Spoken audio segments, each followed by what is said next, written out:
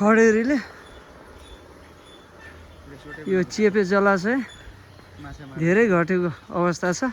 त्यसका कारण स्थानीयको आम्दानी वृद्धिमा सहयोग पुगेको देख्न सकिन्छ। महिलाहरू माछा मार्दै हुनुहुन्छ। जाल थाप्दै पुरुषहरू माछा मार्नका लागि आफ्नो आम्दानी विस्तारका लागि लागिराख्नु भएको छ। यता कसैको व्यक्तिगत होटल जस्तो देखिन्छ। देखिने जति रातो छ सबै भाग बर्खामा ढाकिन्छ।